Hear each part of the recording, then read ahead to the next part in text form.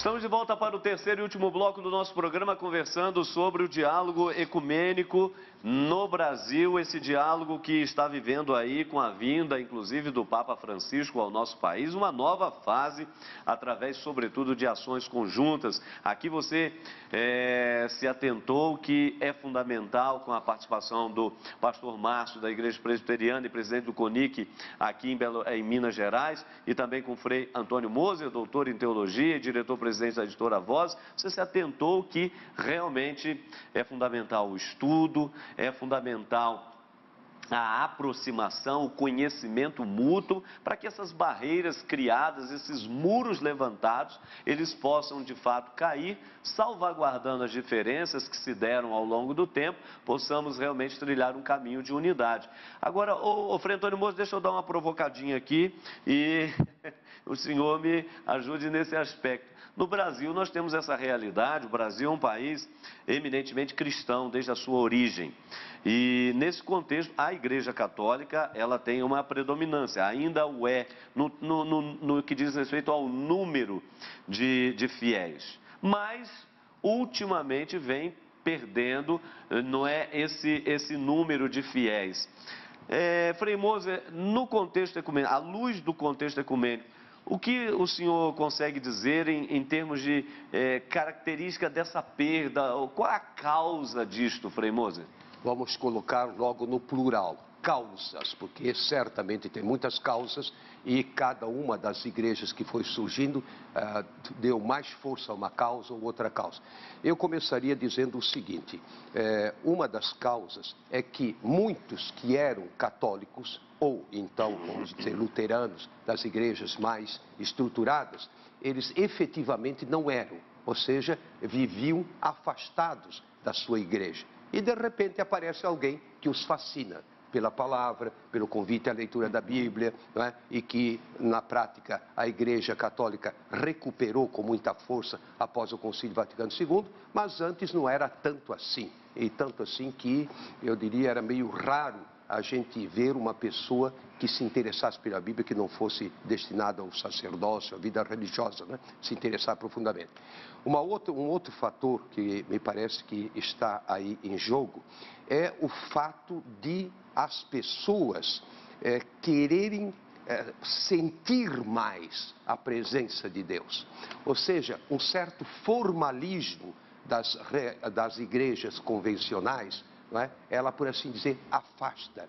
Então, hoje nós estamos acentuando a importância do laicato, dos leigos, etc., tomando decisões junto com o clero, nada de clericalismo. O Papa Francisco, né, já veio direto com essa. Muito bem, mas essas igrejas pentecostais normalmente envolvem mais as emoções, e nós talvez não tenhamos dado o devido valor às emoções, envolve mais a responsabilidade. Não é o pastor, às vezes é o pastor, mas muitas delas não, são grupos de pessoas, não é, que trilham o mesmo caminho e com fervor. E depois também o fato de se dedicarem mais a fundo, não só à palavra de Deus, mas eu diria ao próprio grupo religioso ao qual pertence, a identidade, se identificam mais. Enquanto que o católico gelado, frio, uma vez por ano, não é, vai à igreja, coisa que vale. Então, esses eu acho que são alguns fatores básicos. Outro fator, sem dúvida nenhuma, temos que reconhecer, são certas posturas de alguns segmentos da Igreja Católica, não é? Certas posturas. Vamos tomar um exemplo concreto no tocante às imagens. Evidentemente que nós não adoramos imagem, evidentemente que a imagem não é nem uma fotografia, é apenas uma maneira de a gente pensar numa figura importante para nós, para a nossa espiritualidade. Agora, houve períodos, e talvez até ainda continue havendo, onde se dá uma força tamanha a uma imagem que é exagerado. E isso leva as pessoas, digamos assim, a dizer, não, por aí eu não vou, eu vou a Deus. Não é? Depois outros elementos, por exemplo, sacramentos, né, naturalmente, por exemplo, confissão. Não é? Confessar diretamente a Deus, isso é apenas um exemplo. Então, são muitos os fatores. E também uma outra coisa que o Papa vem insistindo, talvez, não é? Nós da Igreja Católica, nós ficamos, claro, não vamos esquecer as sebes, mas nós ficamos muito com a classe média e a classe alta, não é? Enquanto o povo mais simples, lá a desobriga uma vez por ano, por falta de sacerdotes, de ministros. Então a evangelização era muito fraca ou insuficiente. E aí, eu diria, esses pastores, eles estão no dia a dia tentando evangelizar. Essas seriam causas assim um pouco mais remotas justamente dessa perda. Sim. E, por outro lado, o que deve ser feito, ou que vem sendo feito, para que não apenas uma recuperação numérica, nós não estamos falando aqui a questão apenas de número, mas numa maior qualidade, de uma maior consciência, de uma maior efetividade do que significa ser igreja e do papel que isto tem na sociedade. Então, aí, quais seriam os elementos positivos nesse sentido? Veja bem, antes eu iria dizer o seguinte: há uma grande mobilidade entre as igrejas evangélicas, muita mobilidade. É um pouco uma característica do nosso tempo. As pessoas mudam de profissão, as pessoas mudam de atitude, não é? Como mudam a maneira de vestir. Em outras palavras, é um fenômeno que não pertence só à igreja. As várias igrejas pentecostais também perdem fiéis. Algumas perdem, outras ganham. Enfim, isso é um fenômeno que me parece muito acentuado. Agora, no sentido positivo que você pergunta, como é que a gente poderia se aproximar mais, evitando certos exageros que eventualmente nós tenhamos dentro de certos setores da igreja, mas sobretudo evangelizando para valer, em profundidade, não é? Evangelizando, não só esperando que as pessoas venham à igreja, mas fazer como tantos pastores, ir às casas, ir ao encontro, ou como dizia o meu bispo de alguns anos atrás, o Dom Filipe Santoro, é preciso gastar a sola do sapato. E talvez nós não gastemos a sola do sapato. A gente espera, acolhe, mas não... E nesse sentido, as chamadas novas comunidades, elas são aí uma resposta providencial, uma certa, aquilo que o saudoso Papa João Paulo II chamava, uma certa primavera do espírito na igreja? Eu não tenho dúvida nenhuma, é uma maneira nova de vivenciar a fé, onde entra o sentimento, onde entra essa busca do outro, o interesse do outro, o outro está sofrendo, não é? Eu vou lá e o que está faltando para você? Traduzindo, é uma nova postura, sem dúvida nenhuma. Eu estou perguntando isso, pastor, justamente porque o senhor, como participa da igreja presbiteriana, quer dizer, uma das mais antigas, não somente do país, mas de origem protestante, quer dizer, uma igreja que tem aí já algumas centenas de anos. Então, as igrejas, no contexto protestante, as igrejas tradicionais, como presbiteriana, elas também sofrem uma certa perda frente a essas novidades. Essas igrejas pentecostais trabalham muito mais o afeto, muito mais a emoção. Às vezes se fica só nisso, esse é um problema também.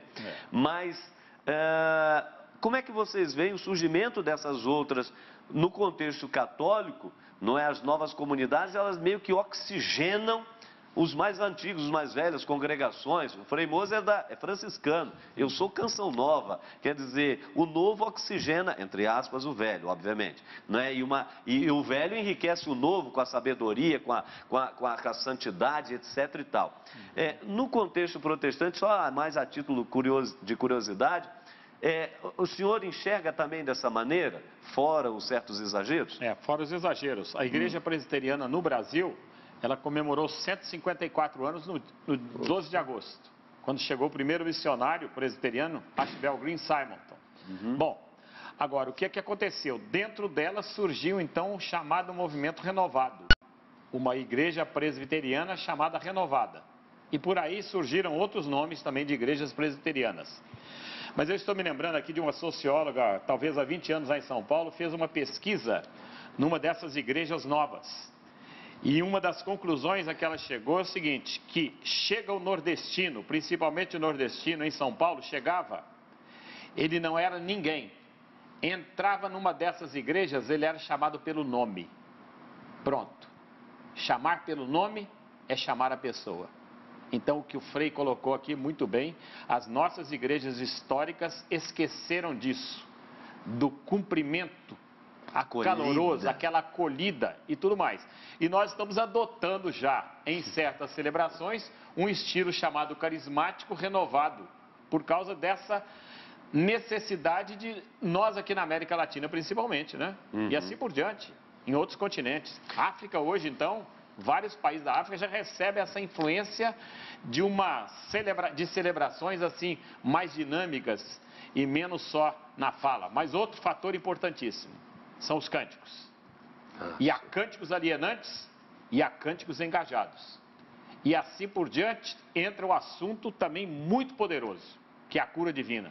Nós não descremos da cura divina. Claro. O que nós questionamos é o abuso de certas curas que estão sendo feitas.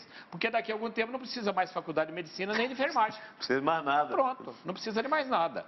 É o exagero. Jesus vira médico por um lado, embora o seja, obviamente, sem dúvida. mas depois também vira comerciante, porque eu dou e ele tem que me dar, quer dizer, Sim, justamente. há uma desvirtuação. É uma troca, né?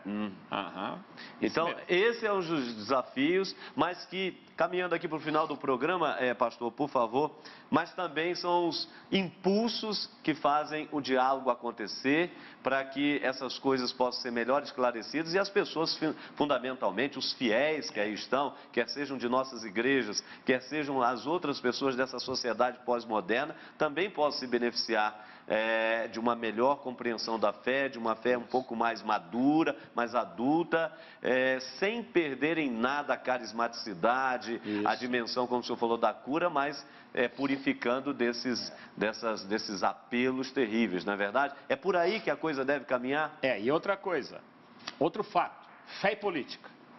Igrejas históricas estão muito mais envolvidas na questão fé e política, mas agora nós estamos percebendo que em todas essas igrejas novas, o movimento fé e política está acontecendo também, por causa das injustiças sociais nesse nosso Brasil.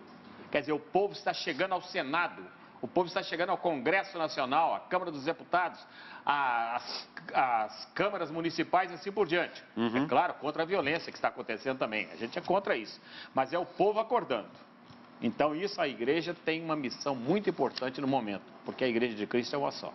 Tá certo. Ó, nós estamos chegando aqui ao final, pastor, gostaria que o senhor, um minuto, por favor, aqui para essa câmera, desse uma mensagem. Quero agradecer muito a presença do senhor. Nós teremos muita coisa ainda para conversar, mas não vai faltar oportunidade, mas que, ao mesmo tempo, o senhor deixasse uma mensagem aos amigos que nos acompanham, católicos, evangélicos, enfim, pessoas de boa vontade, que também querem um mundo melhor, uma sociedade melhor, onde o amor, a misericórdia, não é a fraternidade de fato aconteça. Por favor e obrigado. Eu agradeço esse privilégio de estar aqui, em nome do CONIC Minas Gerais, a irmã Márcia Maria Lobo, que é a vice-presidente atual, e de toda a diretoria, o nosso abraço, e também da comunidade de fé a qual pertenço, dos colegas pastores, presbíteros, diáconos e o povo da nossa Igreja Presbiteriana Unida aqui em Minas Gerais. Obrigado. Tá certo. Frei Moser, por favor. Eu acho que indiscutivelmente nós estamos vivendo uma primavera, não só pelo Papa Francisco, que de alguma forma encarna as aspirações que já estavam dentro de nós, mas também no sentido de uma proximidade que vai acontecendo de ambos os lados. Nós, tradicionais, ou seja, igrejas tradicionais, vemos que temos muito a aprender, mas também essas igrejas chamadas evangélicas, neopentecostais, começam a perceber a igreja católica também tem coisa muito boa, sobretudo nessa linha que ele colocou, da fé e da política, embora tenha também partidos que sejam estritamente religiosos, aí eu tenho alguma dificuldade. Mas em termos assim de estar preocupado com as questões sociais, eu acho que está nos aproximando. É um momento realmente muito importante o que nós estamos vivendo em termos de ecumenismo. Tá certo. Eu quero agradecer você que esteve conosco, não é? Claro, talvez em casa você já esteja dizendo, puxa vida, mas já parou. Pois é, a televisão ela tem um tempo, não é? E a gente tem que parar por aqui, mas prometendo voltar realmente num outro momento para continuarmos a debater o diálogo ecumênico, né? Os desafios que interpelam a todos nós e que queremos dar uma resposta positiva, não é verdade? Claro, quero aproveitar também para convidar você porque no próximo dia, nos dias 13 e 14, nós teremos aqui na nossa frente de missão evangelizadora da Canção Nova em Belo Horizonte um encontro maravilhoso com o doutor Nasser e a Enilda Rocha. Eu também vou estar presente, 13 e 14. Você não deixe de participar, onde nós vamos trabalhar essas feridas do coração. Exatamente, um retiro de cura interior, ou seja, as machucaduras que às vezes os desencontros provocam, que as falas ditas de forma errada, portanto malditas, acabam refletindo na vida da gente, e o Senhor, Ele, através dos seus servos, Ele quer realizar realmente maravilhas na nossa vida. Então 13 e 14 aqui na Canção Nova Minas, esse encontro realmente maravilhoso com o doutor Nasser, a Enilda Rocha, e também eu vou estar presente, não é, nas celebrações eucarísticas. Então você é o nosso convidado especial, tá certo? Para você um grande abraço, um ótimo final de semana.